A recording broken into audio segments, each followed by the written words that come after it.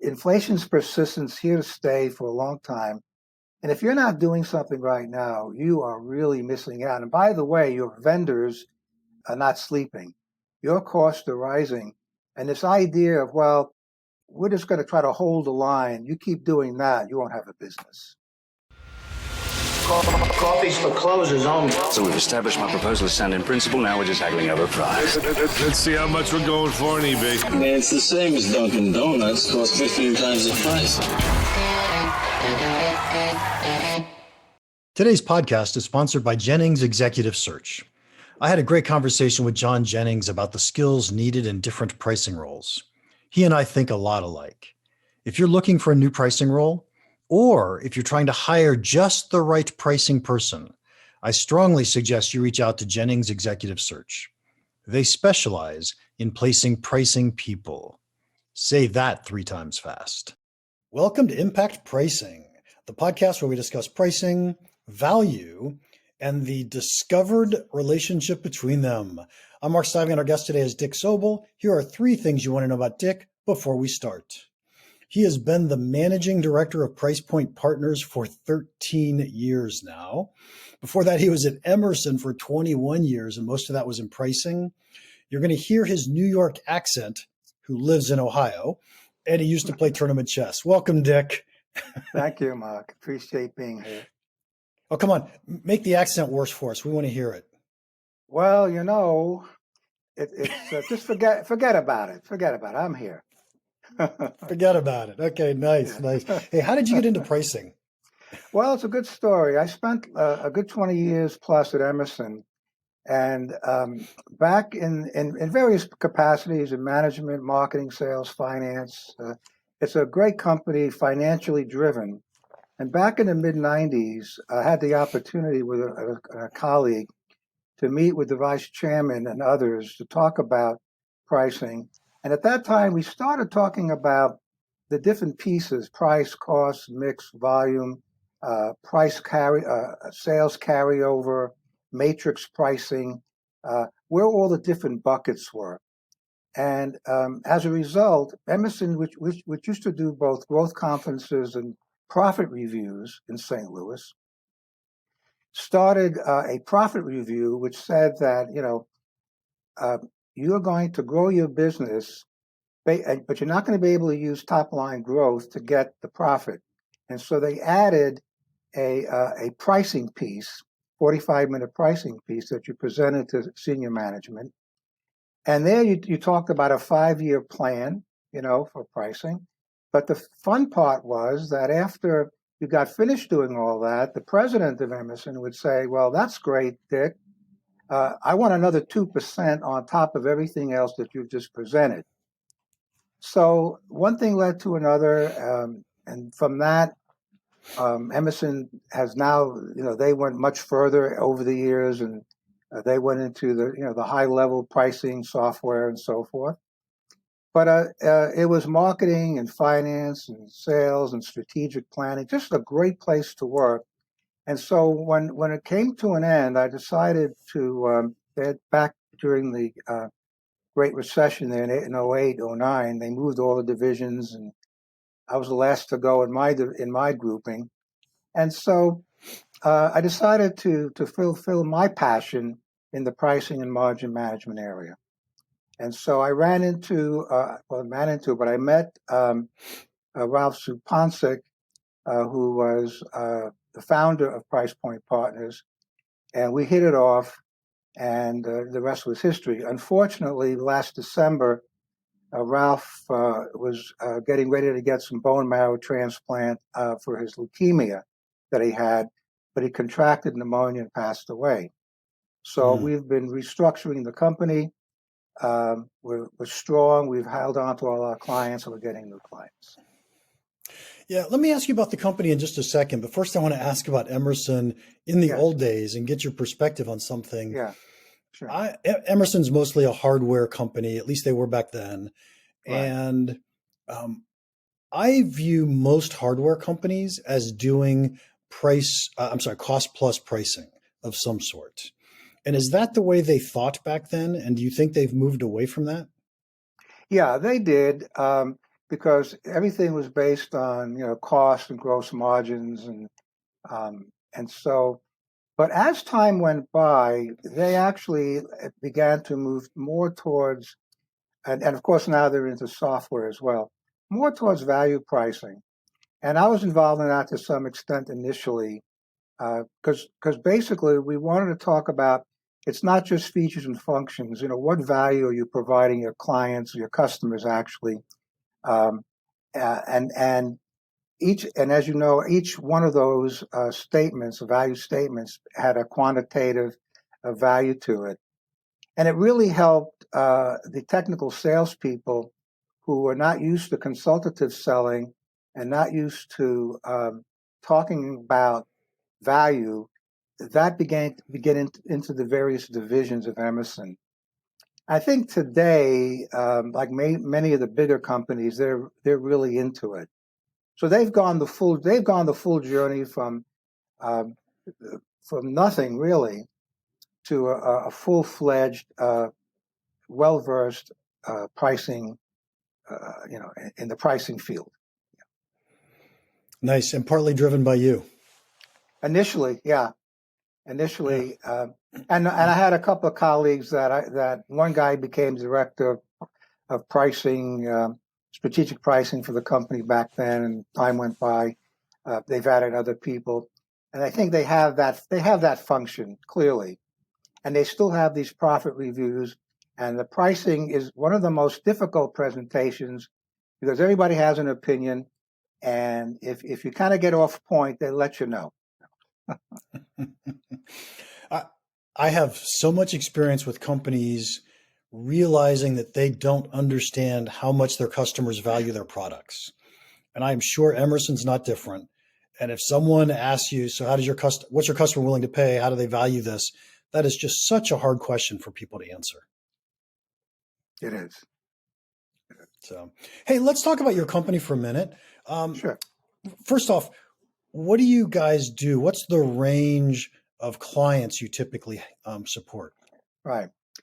We service what we call the small to mid-range marketplace, which is anywhere between about 10 million and say 250 million, 300 million. Although one of our clients actually grew to 450 million. But that's not the rule, because generally when you get up to that area, they can begin to afford some of the more sophisticated high-end software companies like Resilience and the Vendavos of the world. But about 5 years ago, I developed an application using Tableau as a platform where all the algorithms, all the information needed to produce 80 to 90%, in my view, of the benefit from the analysis in that program, and the fact that they were already a SaaS company, and the ability to then put all this stuff online so that our clients can then access it 24/7 was a big attraction. And with their purchase of with Salesforce purchasing them as well, gave us access to all of the connectors in the Salesforce environment. And so we're probably the only company, a small consulting firm in the country that actually has a real powerful pricing and margin management program based on a Tableau platform. We also do you think of yourself as? Go ahead. I was going to say, do you think of yourself as a software company or a consulting company? Well, we're a consulting company that has moved and transitioned our business to have the SaaS, because projects tend to come and go, and then the SaaS is continuing revenue, and we've been successful with that, and we're very pleased with that. It was funny. I was just talking to one of our pricing colleagues the other day, and they were saying how they were at a really big name consulting firm a long time ago, and he wanted to write the software to do the work. And they said, no, you don't realize we sell hours. Right. So eventually they learned, okay, selling software is a really good thing to go along with selling hours or selling consulting. So I might just tell you too that from a scaling perspective, we don't have any proprietary software. What we have is a proprietary application that is built into the platform. And so we have clients that use Tableau, Power BI, and so forth, and they can get a lot of information from that, but they can't get the information that's relevant because the price, the cost, the mix, the volume, we do price elasticity, and on a SKU level where it makes some sense, not on the broadest level, and other things. So it's worked out pretty well. And we also we stay with our clients and we consult. And if they want to do value pricing, we'll measure the benefit of the value pricing, that sort of thing, and we'll help them get through the beginnings of that program. They want to go real sophisticated. There are companies out there, Mark, that specialize in the transformation of a company going from cost plus to value-based pricing. What do you think prompts a company to say, hey, it's time for us to go focus on pricing, right? So a company's growing, probably the CEO set the prices early on. They grew for a while. It's like, okay, now let's go do something in pricing. What was the trigger there? Well, it's funny. We'll get, and I kind of get the answer to that from the leads that we get, because when you get a lead, it's very vague. They say, well, we have a pricing problem and, we're not happy with what we're doing. We don't believe our data. And these are people where you would say, yeah, you don't believe your data. How do you do a P&L? So what happens is that when we first start talking to a client like this, we're going to say, look, what are the 3 home run deliverables? So I don't know what your problem is, but what would you like to have happen when we're all said and done? And when people tell you that, that gives you the initial trigger as to where to go. And what you generally find is exactly what you said. They're generally doing cost plus pricing, Excel spreadsheets. It's a very diverse situation. Different people have different responsibilities. Sales management's afraid of the sales force. They don't want to upset the apple cart. But you kind of have to start at the C level. Somebody has to be in charge somewhere that can at least gather the crew together and make it happen. And so I think and the other thing is there's been, the Professional Pricing Society has had a big impact. I think some of the major pricing software companies do a lot of marketing and promotion. And then all of a sudden, a CFO or CEO says, hey, having a staff meeting and say, hey, what's going on here? And they find out they're not doing anything. And so then they go out and they look for a pricing consultant or somebody, not really knowing what to do. And so what you want to find out is what are your home run deliverables are, and then what are you doing right now? What is your current strategy? And then you get like the old honeymooners, a humana, like a Jackie Gleason, because they really don't know. And when you get a client like that, then you can begin to work with them. And what we do, Mark, is we do an assessment. We'll take their data and we'll put it into the tool. We'll perform an assessment. Give me a year or 2 of your data. We'll look at all the fundamentals, and now we know what their business looks like, and then we ask them how do you financially account for your business, and we kind of tie the thing together. Because if you can't take all this work we're doing and tie it to the P&L and show how that's done, they understand that, and so it's kind of a process. So I'm going to make the assumption the answer is yes, but do you charge for the assessment, or is that something that you give away for free? Well, it goes two ways. If we just want to look at the data, like give me a couple of months of data just to see what it looks like, I'll have a sense just from that, because I'll still run it through the tool, right? And I'll have a sense of all those factors I mentioned to you, because the tool, it's all ready. It takes it. And then I have that conversation And then I recommend, hey, give me a couple of years of your data or more, and that'll be charged for, because they have to have some skin in the game. And then from there, we'll move from there to some consulting, and then from there we'll move into a subscription where they can get this information monthly, 24/7, as many users as they want. So it's kind of like a process, and it works pretty well. Nice. So what I want to point out to all the listeners, by the way, Yeah. is notice that he's charging for the assessment. And if you think about a doctor for a second, right? A doctor's not going to prescribe something for you until they know what's wrong, but you don't get to go to the doctor to learn what's wrong without paying for it, right? Someone pays for it. That's right. And so we're actually getting paid to do the assessment. And what I also like about that, by the way, is oftentimes people don't want to pay you consulting money until they know they have a problem that you can fix. That's a good point. So, I hadn't thought of it that way. Yes. Right. And so the assessment helps a lot in that respect. Yeah. And in fact, I had a client, this prospective client that I'm working on, where they didn't want to do a subscription.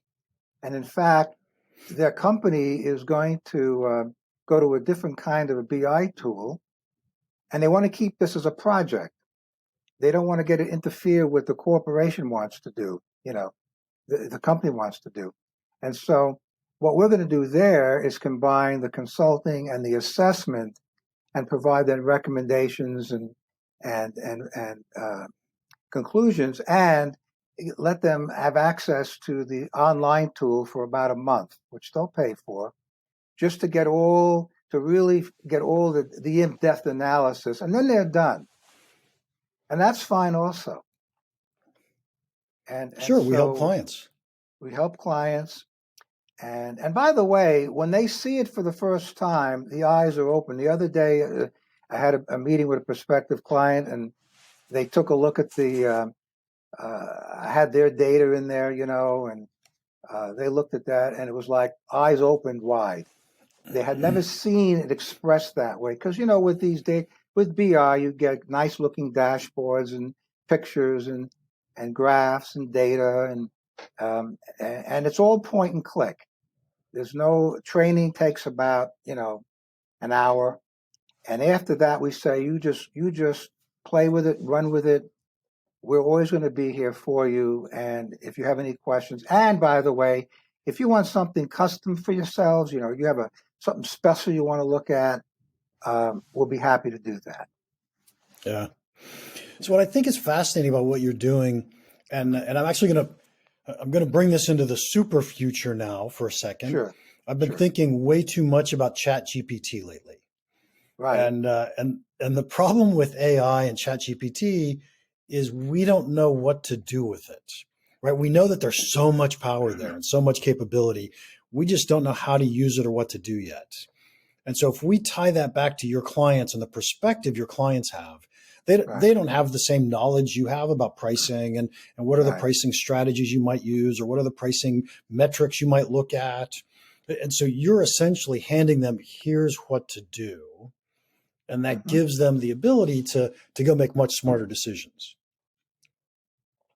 Yeah, that's correct. And I will tell you, I have looked at GPT. I actually put an annual subscription in and started to see what the potential is. I will tell you this. Some of the BI programs like the Tableau, they now have some machine language. And if you go to Salesforce, they have Einstein, which is an AI-based platform. And I've been pushing Tableau, and I'm still on it, to get a better understanding how I can use that. I will tell you this, at least for the people that I deal with, all right, I don't feel comfortable having, or I don't think they're even comfortable in having black box artificial intelligence price recommendations, where, okay, here's the price you should charge for this product, for this SKU, and it's given to the salespeople, arbitrarily. there's got to be this human interface still. And so, yeah, you can look at it, but be careful. And so, and yet some of the stuff that I have does have what if analysis, doesn't use AI, but it gets pretty close to what's required. I think you got to be careful. Human interface is always going to be know your business before you rely on an algorithm that is being generated by artificial intelligence. At least if someone asks me, well, how are you calculating this? What's going on behind the scenes? I'm happy to tell them. Yep. But it's not being generated by a computer. Yeah. So anytime you use a black box, it's Yes. really hard to answer the question, why did you choose this price? And people Exactly. want to know the answer to that question. Why did you They choose do. this price? They do. I could see how eventually AI can get to where it answers that question too. So here's why we chose this price. These are the 20 factors. This is the factor that was most important and why we chose this one. And I can see how they could get to that answer, but I don't see it today. I can And the give other you an great example. thing. Yeah, go ahead. Yeah. I was going to say the other great thing is in the world you live in, which is mostly B2B industrial world, there Right. usually isn't enough data to go use AI on that anyway. That's a good point. So you really want especially in the someone smaller who's companies. thinking Yeah. Big company. Yeah. I'll give you an example where AI could be used. Now we have an application called Wallet Share. This is one where you look at a particular group of customers in a particular market and the products that they're buying from you, and certain sales regions, and you say, okay, this group of customers are in the electric utility business. They're buying 6 of your products. Here's a new customer or another set of customers only buying 2 or 3. So I can identify that and actually point out the products that they could be buying and then show them some quantitative information about that. Now, I do that without AI, but with AI, you could probably do a lot better job because you could look at the whole universe and you could pull all this together and it works easily. But that's not, selecting a price. That's taking lots of different factors and attributes and coming up with some quick, outputs that are useful to a client. So that's one of those. Churn analysis is another. We can do churn analysis very nicely, but I think it could be done more dynamically and with more rigor with AI. But in smaller companies, when I say small, 0 to 10 to 250, 300, they don't have enough data. They're not selling enough of those particular SKUs to customers to really be able to use it. Yep, I agree completely. And so I tend to think AI and pricing go well together in the B2C world, and I think it's possibly going to take that over pretty soon. But in the B2B space, I think it's pretty tough, especially if you're going to have a direct salesperson there because they have to be able to explain the value. Yeah, and we don't touch B2C for that reason. There's too much data. We can handle millions of transactions, but B2C is just another world. Yep. Yeah, exactly. Dick, we're going to have to start wrapping this up, but let me ask you the final question, my favorite. Sure. Yeah. What's one piece of pricing advice you would give our listeners that you think could have a big impact on their business? Well, I think that, first of all, they have to realize that they have a problem. They have to understand that, particularly in the inflationary environment, and I did a webinar on that one time recently with a company, consider the conditions of the economic conditions, the inflation, if not now, never, because you have an opportunity at least to go with the flow. You can point to different charts of commodities, although things have come the other way a little bit. But inflation's persistence here to stay for a long time. And if you're not doing something right now, you are really missing out. And by the way, your vendors are not sleeping. Your costs are rising. And this idea of, we're just going to try to hold the line. You keep doing that, you won't have a business. And so I think the economic situation, inflation, is a good reason. If you're not doing it now, you're never going to do it. And that's how I feel. I agree completely. I've been preaching raise prices now, not across the board, right? Do it intelligently. I've seen that. Think about it. Yeah. But I've been preaching it. It's like, come on. And it's funny. I get a lot of pushback from some of my pricing friends.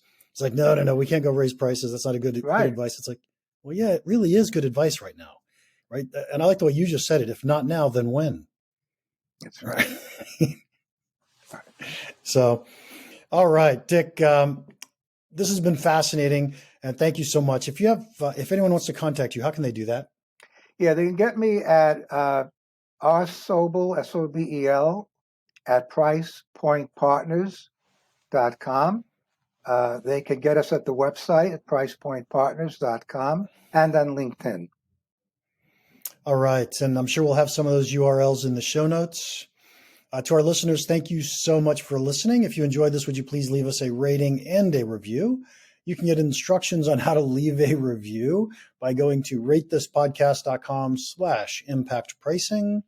And finally, if you have any questions or comments about this podcast or pricing in general, feel free to email me, mark@impactpricing.com. Now, go make an impact. Thanks again to Jennings Executive Search for sponsoring our podcast. If you're looking to hire someone in pricing, I suggest you contact someone who knows pricing people. Contact Jennings Executive Search.